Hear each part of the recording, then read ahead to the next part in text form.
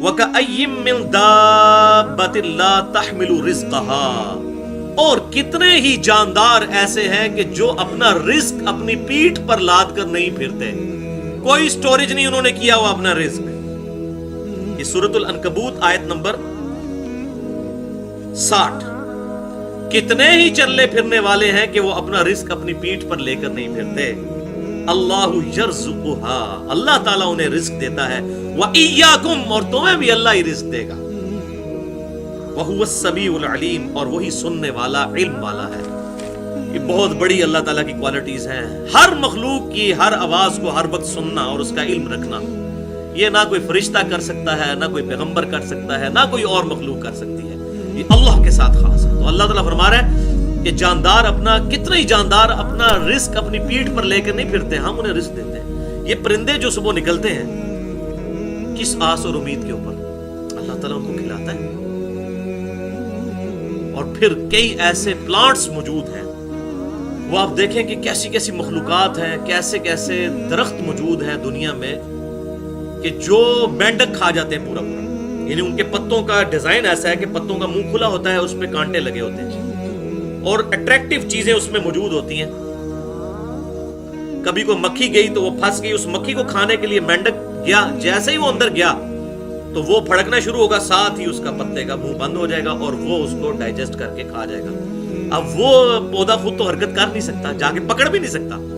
تو یہ وہ جو آیت اللہ تعالیٰ نے فرمایا کتنے ہی جاندار ہیں اپنا رزق اپنی پیٹھ پر لے کر نہیں پھرتے، ہم انہیں رزق دیتے ہیں، ان کے منہ میں ڈالتے ہیں۔ ایسے معاملات پیدا فرما دیے اللہ تعالیٰ۔ اور اتنی حیران کن بات ہے کہ یہ میں اس پہ سوچ رہا تھا کہ یہ جب بارش ہوتی ہے تو بارش کے قطرے بھی اس کے اوپر پڑتے ہیں، تو اس کے جو ہے کانٹے، تو بارش کے قطروں کی وجہ سے بند ہو سکتا ہے، لیکن ایسا نہیں ہوتا۔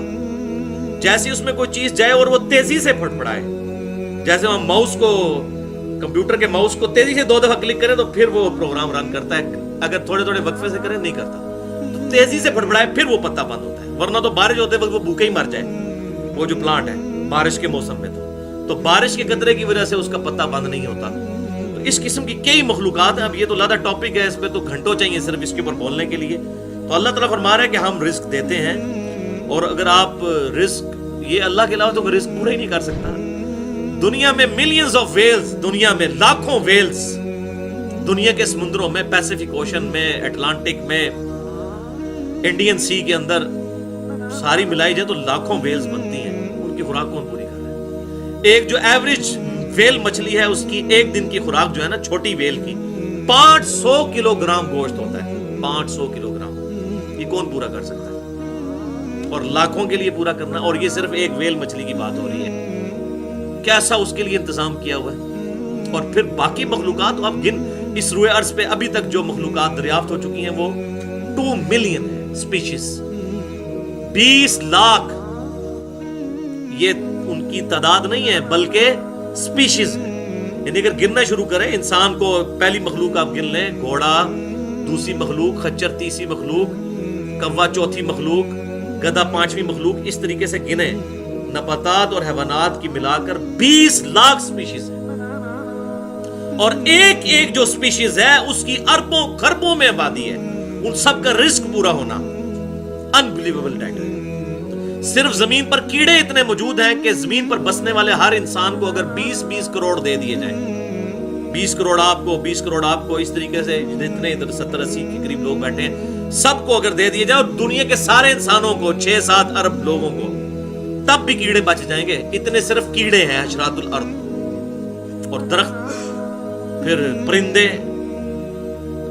مرغیوں کے چوزے، پھر کووں کے چوزے اور چیلوں کے چوزے، اور کیا تعداد ہے، یہ انبلیویبل ڈیٹا ہے۔ جس کو شوق ہو مسئلہ نمبر 60 میرا دیکھ سکتے ہیں۔ وما خلقت الجن والانس الا لیعبدون، اور ہم نے پیدا نہیں کیا جنوں اور انسانوں کو مگر صرف اس لیے کہ وہ ہماری عبادت کریں، ہمیں مانے نہیں، ہماری عبادت کریں۔ مانتے تو سارے ہیں اللہ کو، کوئی ہے جو اللہ کو نہ مانے؟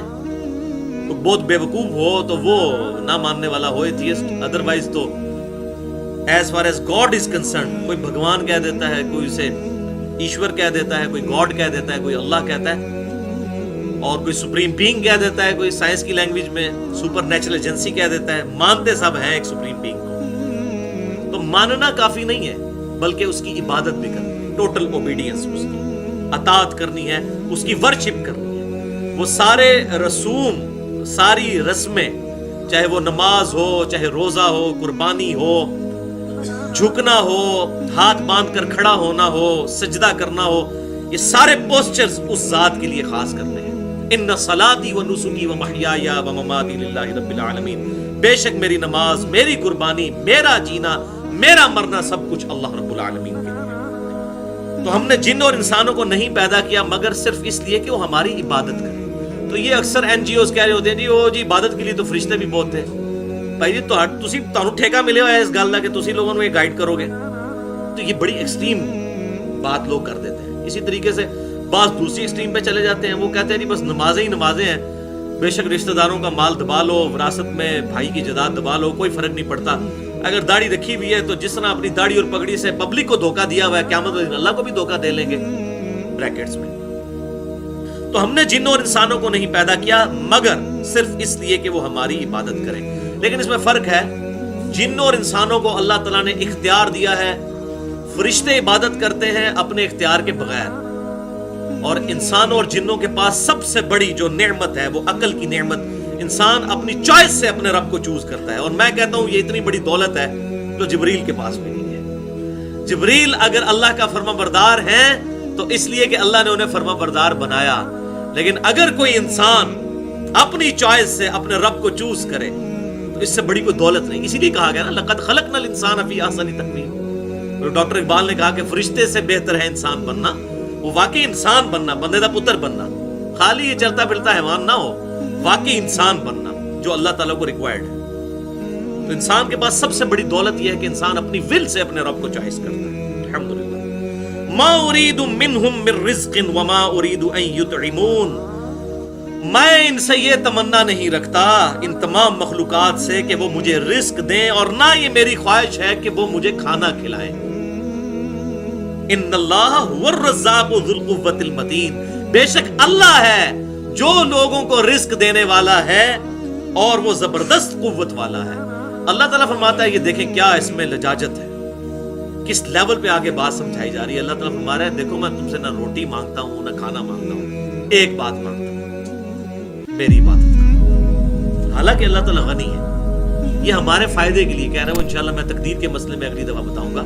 یہ اکثر لوگ کہہ رہے ہوتے ہیں نا جناب اللہ کو ساڑھی نمازیں نہیں چاہیے، تو اللہ نے کب کہا مجھے آپ کی نمازیں چاہیے؟ اللہ تعالیٰ یہ کہتا ہے تمہیں اپنے لیے، میں نہیں چاہتا کہ تم دوزخ تک پہنچو۔ ہمیں تو نمازیں چاہیے نا، اللہ کو نہیں چاہیے لیکن ہمیں تو چاہیے۔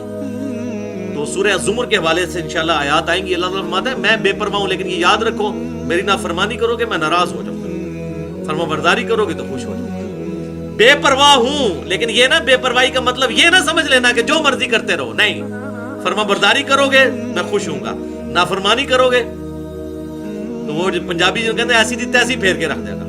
اور حقیقت بات ہے، سورہ غافر میں یہاں تک آیت آتی ہے کہ قیامت والے دن اللہ تعالیٰ اپنے دشمنوں کو جب عذاب دے گا تو اللہ تعالیٰ پوچھے گا ہاں بھائی تکلیف ہو رہی ہے؟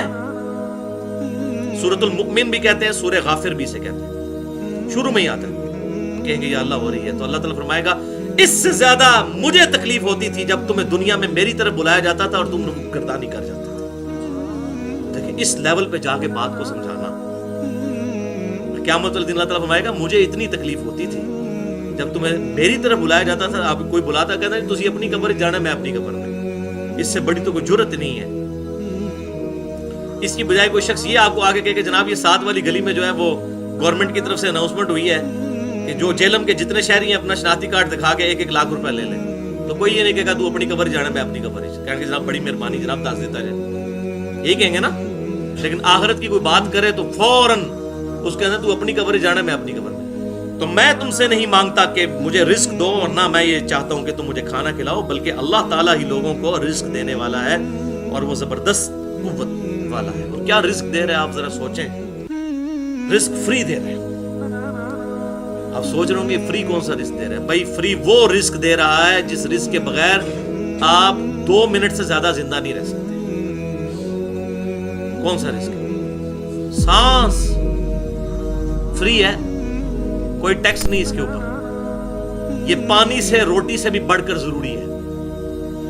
پانی روٹی کے بغیر تو انسان زندہ بھی رہ سکتا ہے, بلکہ یہ جو 2008 کے زلزلے میں جو عورت 2 مہینے تک وہ جو ملبے کے نیچے زندہ رہی تھی, اسی طریقے سے کتنے مریض ہیں وہ بستر مرگ پہ رہتے ہیں, کتنے کتنے دن تک کھاتے پیتے نہیں ہیں, کمزور ہو جاتے ہیں, لیکن گزارا چلتا رہتا ہے. لیکن سانس 1.5 سے 2 منٹ سے زیادہ انسان سانس نہیں روک سکتا. سانس چھوڑ دیں, اس کو پانی میں ڈال دینا, وہاں پہ وہ پانی بھی انہیل کرے گا تو مر جائے گا, یا مچھلی کو نکال کے ادھر رکھ دے باہر ہوا میں تو وہ مر جائے گی. تو یہ رزق اللہ تعالیٰ مفت دے رہا ہے سب کو, اللہ تعالیٰ سب کو کھلا رہا ہے. اللہ تعالیٰ فرماتا ہے مجھے رزق کی ضرورت نہیں تم سے, میں خود دینے والا ہوں. الحمدللہ. وَخَلَقْنَاكُمْ أَزْوَاجًا, اور ہم نے تمہیں جوڑوں کی شکل میں پیدا فرمایا. انسان ہو, جاندار ہو, ایون پلانٹس میں بھی نر اور مادہ, میل اور فیمیل جوڑے موجود ہیں. وَجَعَلْنَا نَوْمَكُمْ سُبَاتًا, اور ہم نے نیند کو تمہارے لیے سکون کا ذریعہ بنایا. یہ نیند ایسی چیز ہے کہ اس کے بغیر آپ چل ہی نہیں سکتے. یعنی انسان کتنا بھی طاقتور ہو, زیادہ سے زیادہ کتنے گھنٹے جاگ لے گا وہ. دیکھیں یہ اب کبھی ہم نے غور نہیں کیا کہ ہماری مشینری کام کرنا بند کر دیتی ہے. ویسے جو یہ مٹیریل کی چیزیں ہیں بعض کا سال کے بعد ان کا شٹ ڈاؤن پیریڈ آتا ہے.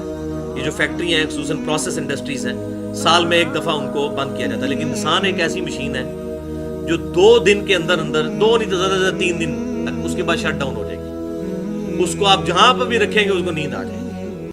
یعنی ہم سوئے بغیر اگلے دن کو کام ہی نہیں کر سکتے. اور دیکھیں سونا کتنا امپورٹنٹ ہے, ہمیں یہ بالکل پتا ہوتا ہے کہ یہ کام ہم نے کرنا ہے, باقی سارے کام ہم آگے پیچھے کر دیتے ہیں, اس کو بھی کتنا آگے پیچھے کریں گے. الٹیمیٹلی سوئے بغیر گزارا نہیں ہے.